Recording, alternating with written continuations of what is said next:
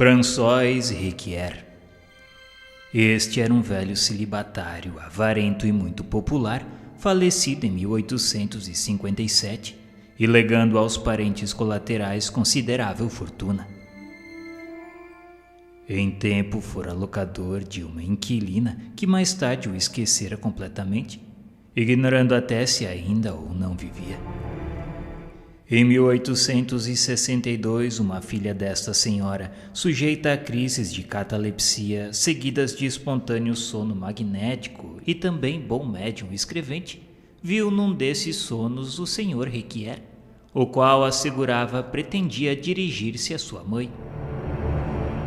Passados alguns dias, uma vez que se manifestara espontaneamente, confirmando aquele intuito, entretiveram com ele a seguinte conversação.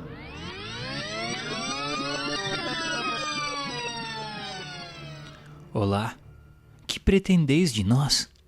O dinheiro do qual se apossaram os miseráveis a fim de o repartirem. Venderam fazendas, casas, tudo para se locupletarem. Desbarataram meus bens como se não mais me pertencessem. Fazei que se me faça justiça, já que a mim me não ouvem. E não quero presenciar infâmias tais. Dizem que eu era usurário e guardaram-me o cobre. Por que não o querem restituir? Acharão que foi mal ganho? Mas vós estáis morto, meu caro senhor, e não tendes mais necessidade alguma de dinheiro. Implorai a Deus para vos conceder uma nova existência de pobreza, a fim de expiardes a usura desta última. Não, eu não poderei viver na pobreza. Preciso do meu dinheiro, sem o qual não posso viver. Demais, não preciso de outra existência, porque vivo e estou atualmente. Sabe, senhor Riquier, nós lhe fizemos esta última pergunta a fim de chamá-lo à realidade. Te pedimos agora se você sofre.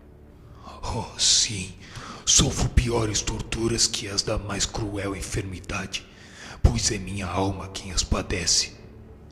Tenho sempre em mente a iniquidade de uma vida que foi para muitos motivo de escândalos. Tenho a consciência de ser um miserável indigno de piedade, mas o meu sofrimento é tão grande que Mr. Cephas me auxiliem a sair desta situação deplorável. Nós iremos orar por você. Obrigado, meus bons amigos. Orai para que eu esqueça os meus bens terrenos, sem o que não poderei arrepender-me. Adeus e obrigado.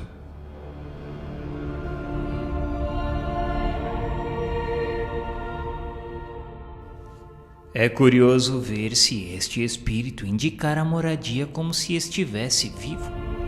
François Riquier, Rua de la Charité, número 14. A senhora deu-se pressa em verificá-la e ficou muito surpreendida por ver que era justamente a última casa que Riquier habitara. Eis como após 5 anos ainda ele não se considerava morto. Antes experimentava a ansiedade bem cruel para um usurário de ver os bens partilhados pelos herdeiros. A evocação, provocada indubitavelmente por qualquer espírito bom, teve por fim fazer-lhe compreender o seu estado e predispô-lo ao arrependimento.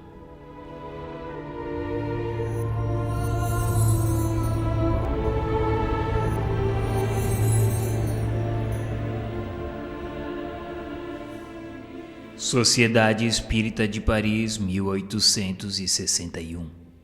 Claire. O espírito que forneceu os ditados seguintes pertenceu a uma senhora que o médium conhecera quando na Terra. A sua conduta como seu caráter justificam plenamente os tormentos que lhe sobrevieram. Além do mais, ela era dominada por um sentimento exagerado de orgulho e egoísmo pessoais, sentimento que se patenteia na terceira das mensagens, quando pretende que o médium apenas se ocupe com ela. As comunicações foram obtidas em diferentes épocas, sendo que as 3 últimas já denotam sensível progresso nas disposições do espírito, graças ao cuidado do médium que empreendera a sua educação moral. Segue a comunicação. Eis-me aqui, eu, a desgraçada Claire. Que queres tu que te diga? A resignação, a esperança não passam de palavras para os que sabem que, inumeráveis como as pedras da saraivada, os sofrimentos lhe perdurarão na sucessão interminável dos séculos. Posso eu suavizá-los? Dizes tu que vaga palavra. Onde encontrar coragem e esperança para tanto? Procura, pois, inteligência obtusa, compreender o que seja um dia eterno, um dia, um ano, um século. Que sei eu se as horas não o dividem, as estações não variam? Eterno e lento como a água que o rochedo roreja, este dia execrando, maldito, pesa sobre mim como a avalanche de chumbo. Oh, eu sofro. Em torno de mim apenas sombras silenciosas e indiferentes. Ah, como eu sofro. Contudo sei que acima desta miséria reina o Deus Pai, para o qual tudo se encaminha. Quero pensar nele, quero implorar-lhe misericórdia. Debato-me e vivo de rojo com o estropiado que rasteja ao longo do caminho. Não sei que poder me atrai para ti, talvez sejas a salvação. Eu te deixo mais calma, mais reanimada, qual anciã enregelada que se aquecesse a um raio de sol. Gélida minha alma se reanima à tua aproximação. A minha desgraça aumenta dia a dia, proporcionalmente ao conhecimento da eternidade. Oh, miséria! Malditas sejam as horas de egoísmo e inércia, nas quais, esquecida de toda a caridade, de todo o afeto, eu só pensava no meu bem-estar. Malditos interesses humanos, preocupações materiais que me cegaram e perderam. Agora o remorso do tempo perdido. Que te direi a ti que me ouves? Olha, vela constantemente, ama os outros mais que a ti mesmo. Não retardes a marcha nem engordes o corpo em detrimento da alma. Vela conforme pregava o Salvador aos seus discípulos. Não me agradeça estes conselhos, porque se o meu espírito os concebe, o coração nunca os ouviu.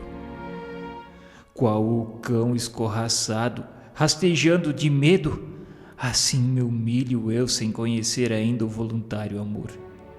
Muito tarda sua divina aurora a despontar. Ora por minha alma dessecada e tão miserável. Por que me esqueces? Até aqui venho procurar-te. Acreditas que preces isoladas e a simples pronúncia do meu nome bastarão para apaziguar as minhas penas?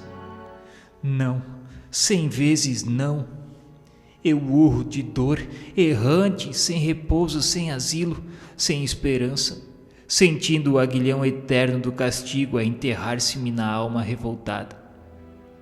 Quando ouço os vossos lamentos, rio-me, assim como quando vos vejo abatido.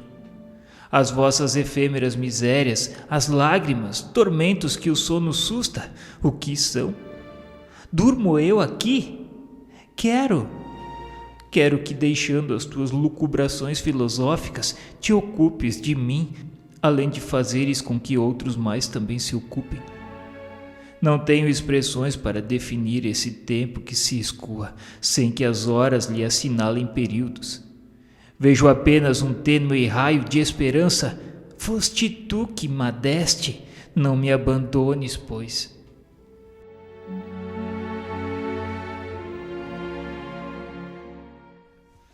Nota do Espírito São Luís.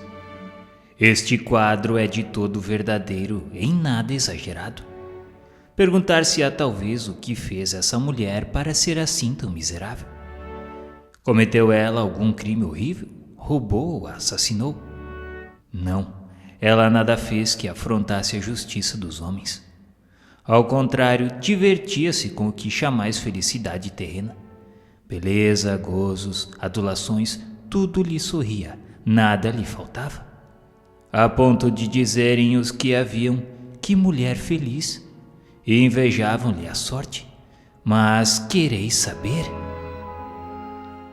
Foi egoísta, possuía tudo, exceto um bom coração.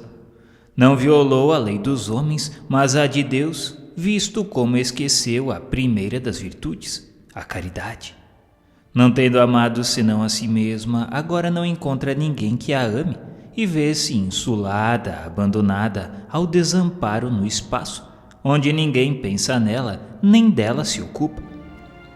Eis o que constitui o seu tormento. Tendo apenas procurado os gozos mundanos que hoje não mais existem, o vácuo se lhe fez em torno. E como vê apenas o nada, este lhe parece eterno. Ela não sofre torturas físicas, não vem atormentá-la os demônios, o que é, aliás, desnecessário, uma vez que se atormenta a si mesma.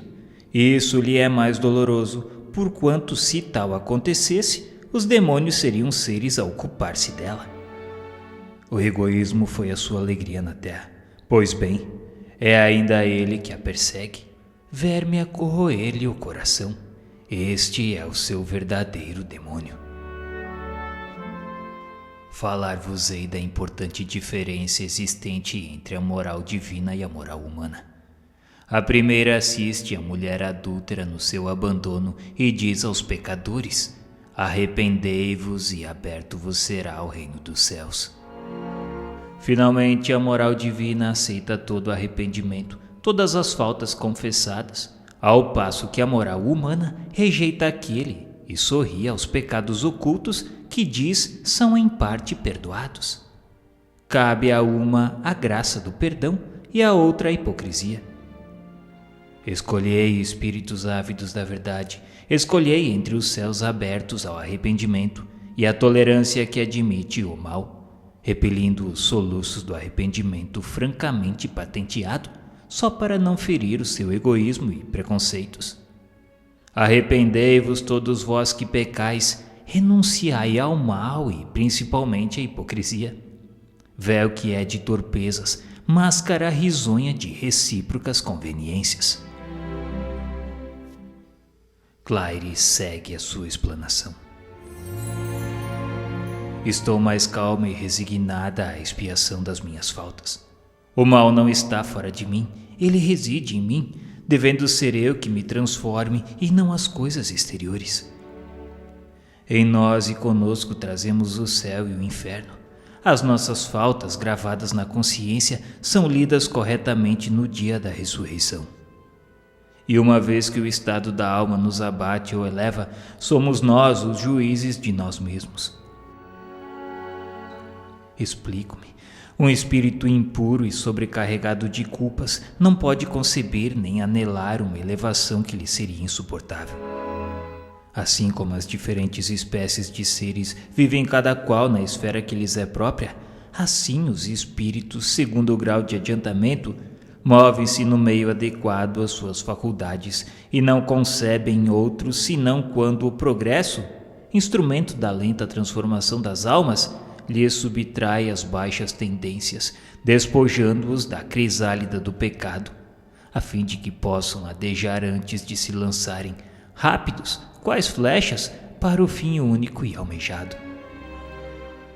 Deus, rastejo ainda, mas não odeio mais e concebo a indizível felicidade do amor divino. Orai, pois, sempre por mim, que espero e aguardo. Nota: na comunicação a seguir, Claire fala do seu marido, que muito a martirizara, e da posição em que ele se encontra no mundo espiritual.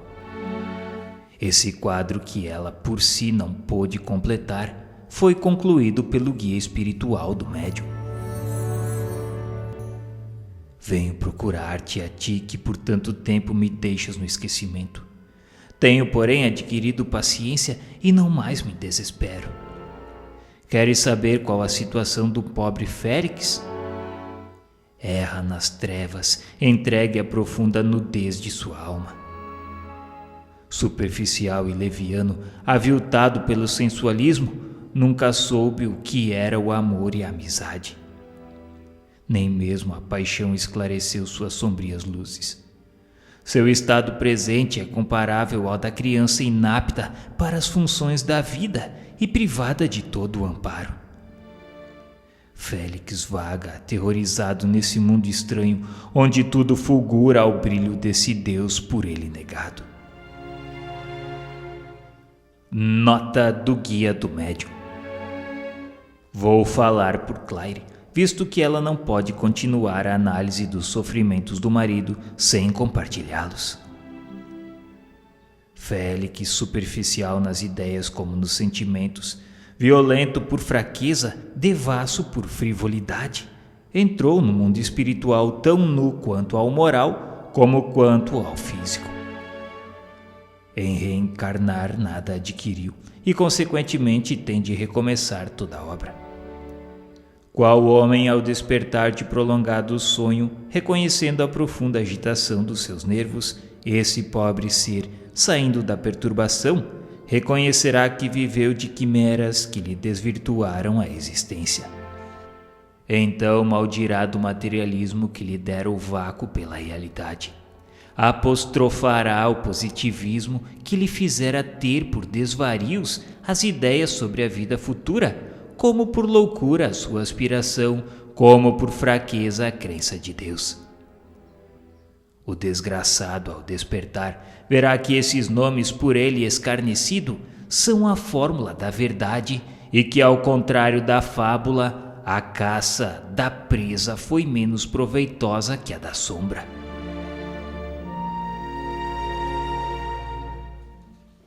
Estudos sobre as comunicações de Claire. Estas comunicações são instrutivas por nos mostrarem principalmente uma das feições mais comuns da vida, a do egoísmo. Delas não resultam esses grandes crimes que atordoam mesmo os mais perversos, mas a condição de uma turba enorme que vive neste mundo, honrada e venerada somente por ter um certo verniz e isentar-se do opróbrio da repressão das leis sociais. Essa gente não vai encontrar castigos excepcionais no mundo espiritual, mas uma situação simples, natural e consentânea com o estado de sua alma e maneira de viver. O insulamento, o abandono, o desamparo, eis a punição daquele que só viveu para si. Claire era, como vimos, um espírito assaz inteligente, mas de árido coração. A posição social, a fortuna, os dotes físicos que na terra possuíra atraíam-lhe homenagens gratas à sua vaidade, o que lhe bastava. Hoje, onde se encontra, só vê indiferença e vacuidade em torno de si. Essa punição é não somente mais mortificante do que a dor que inspira piedade e compaixão, mas é também um meio de obrigá-la a despertar o interesse de outrem a seu respeito pela sua morte. A sexta mensagem encerra uma ideia perfeitamente verdadeira concernente à obstinação de certos espíritos na prática do mal. Admiramo-nos de ver como alguns deles são insensíveis à ideia e mesmo ao espetáculo da felicidade dos bons espíritos. É exatamente a situação dos homens degradados que se deleitam na depravação como nas práticas grosseiramente sensuais. Esses homens estão, por assim dizer, no seu elemento, não concebem os prazeres delicados, preferindo farrapos andrajosos a vestes limpas e brilhantes por se acharem naqueles mais à vontade. Daí a preterição de boas companhias por orgias báquias e deboches. E de tal modo esses espíritos se identificam com esse modo de vida que ela chega a constituir-lhe uma segunda natureza, acreditando-se incapazes mesmo de se elevarem acima da sua esfera. E assim se conservam até que radical transformação do ser lhes reavive a inteligência, lhes desenvolva o senso moral e os torne acessíveis às mais sutis sensações. Esses espíritos, quando desencarnados, não podem prontamente adquirir a delicadeza dos sentimentos e durante um tempo mais ou menos longo ocuparão as camadas inferiores do mundo espiritual, tal como acontece na Terra. Assim permanecerão enquanto rebeldes ao progresso, mas com o tempo e experiência, as tribulações e misérias das sucessivas reencarnações, chegará o momento de conceberem algo de melhor do que até então possuíam. Elevam-se-lhes por fim as aspirações, começam a compreender o que lhes faltava e principiam os esforços da regeneração. Uma vez nesse caminho, a marcha é rápida, visto como compreenderam um bem superior, comparado ao qual os outros, que não passam de grosseiras sensações, acabam por inspirar-lhes repugnância.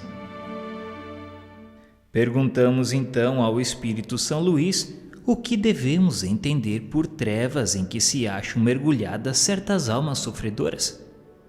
Serão as referidas tantas vezes na Escritura? Sim, efetivamente, as trevas são as mesmas designadas por Jesus e pelos profetas em referências ao castigo dos maus.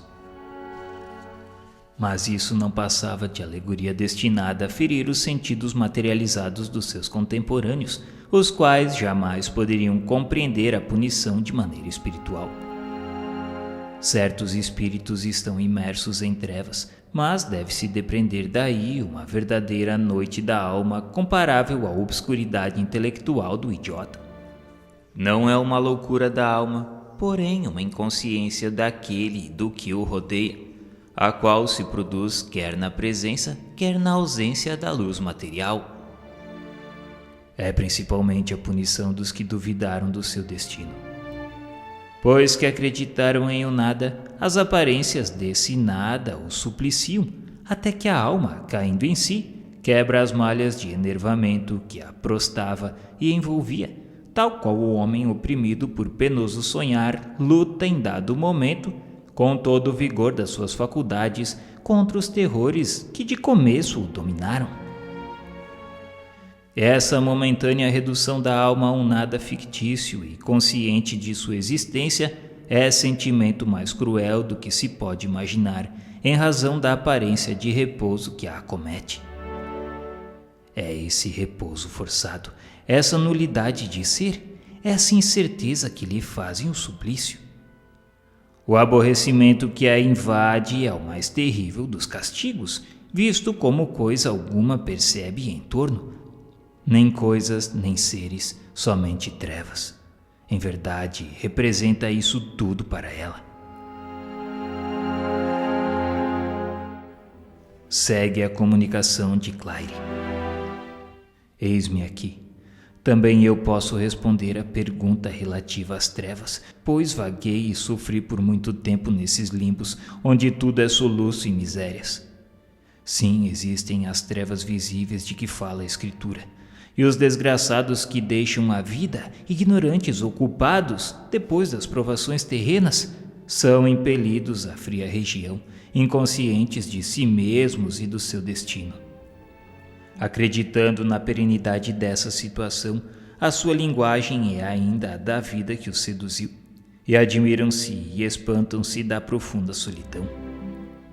Trevas são, pois, esses lugares povoados e ao mesmo tempo desertos, espaços em que erram obscuros espíritos lastimosos, sem consolo, sem afeições, sem socorro de espécie alguma. A quem se dirigem, se sentem a eternidade esmagadora sobre eles. Tremem e lamentam os interesses mesquinhos que lhes mediam as horas. Deploram a ausência das noites que muitas vezes lhes traziam num sonho feliz o esquecimento dos pesares. As trevas para o espírito são a ignorância, o vácuo, o horror ao desconhecido. Me desculpe, não posso continuar mais. Nota: ainda sobre este ponto obtivemos a seguinte explicação. Por sua natureza, possui o espírito uma propriedade luminosa que se desenvolve sob o influxo da atividade e das qualidades da alma. Poder-se-ia dizer que essas qualidades estão para o fluido perispiritual como o friccionamento para o fósforo. A intensidade da luz está na razão da pureza do espírito. As menores imperfeições morais atenuam-na e enfraquecem-na. A luz irradiada por um espírito será tanto mais viva quanto maior o seu adiantamento. Assim, sendo o espírito de alguma sorte o seu próprio farol, verá proporcionalmente a intensidade da luz que produz, do que resulta que os espíritos que não a produzem acham-se na obscuridade. Esta teoria é perfeitamente exata quanto à irradiação de fluidos luminosos pelos espíritos superiores e é confirmada pela observação, conquanto se não possa inferir seja aquela a verdadeira causa ou pelo menos a única causa do fenômeno. Primeiro, porque nem todos os espíritos inferiores estão em trevas. Segundo, porque o mesmo espírito pode achar-se alternadamente na luz e na obscuridade. E terceiro, finalmente, porque a luz também é castigo para os espíritos muito imperfeitos. Se a obscuridade em que jazem certos espíritos fosse inerente à sua personalidade, essa obscuridade seria permanente e geral para todos os maus espíritos, o que, aliás, não acontece. Às vezes, os perversos mais requintados veem perfeitamente, ao passo que outros, que assim não podem ser qualificados, jazem temporariamente em trevas profundas. Assim, tudo indica que, independente da luz que lhes é própria, os espíritos recebem uma luz exterior que lhes falta, segundo a circunstância, donde força é concluir que a obscuridade depende de uma causa ou de uma vontade estranha, constituindo punição especial da soberana justiça para casos determinados. Perguntamos então a São Luís qual a causa de a educação moral dos desencarnados ser mais fácil que a dos encarnados. As relações pelo espiritismo estabelecida entre homens e espíritos dão aso a que estes últimos se corrijam mais rapidamente sob a influência dos conselhos salutares, mais do que acontece em relação aos encarnados, como se vê na cura das obsessões. São Luís nos respondeu na Sociedade Espírita de Paris que o encarnado, em virtude da sua própria natureza, está numa luta incessante devido aos elementos contrários de que se compõe e que devem conduzi-lo ao seu fim providencial, reagindo um sobre o outro. A matéria facilmente sofre o predomínio de um fluido exterior. Se a alma, com todo o poder moral de que é capaz, não reagir, deixar-se-á dominar pelo intermediário do seu corpo, seguindo o impulso das influências perversas que o rodeiam, e isso com facilidade tanto maior quanto os invisíveis que a subjugavam. Atacam de preferência os pontos mais vulneráveis, as tendências para a paixão dominante. Outro tanto se não dá com o desencarnado que, posto sob a influência semimaterial, não se compara por seu estado ao encarnado. O respeito humano tão preponderante no homem não existe para aquele, e só este pensamento é bastante para compeli-lo a não resistir longamente às razões que o próprio interesse lhe aponta como boas. Ele pode lutar e o faz mesmo geralmente com mais violência do que o encarnado, visto ser mais livre. Nenhuma cogitação de interesse material, de posição social se lhe antepõe ao raciocínio.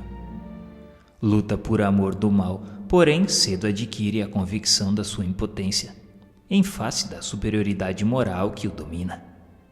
A perspectiva de melhor futuro lhe é mais acessível por se reconhecer na mesma vida em que se deve completar esse futuro. E essa visão não se turva no turbilhão dos prazeres humanos. Em uma palavra, a independência da carne é que facilita a conversão, principalmente quando se tem adquirido um tal ou qual desenvolvimento pelas provações cumpridas. Um espírito inteiramente primitivo seria pouco acessível ao raciocínio, o que, aliás, não se dá com o que já tem experiência da vida. Demais, no encarnado como no desencarnado, é sobre a alma, é sobre o sentimento que se faz mister atuar. Toda ação material pode sustar momentaneamente os sofrimentos do homem vicioso, mas o que ela não pode é destruir o princípio mórbido residente na alma. Todo e qualquer ato que não vise aperfeiçoar a alma não poderá desviá-la do mal.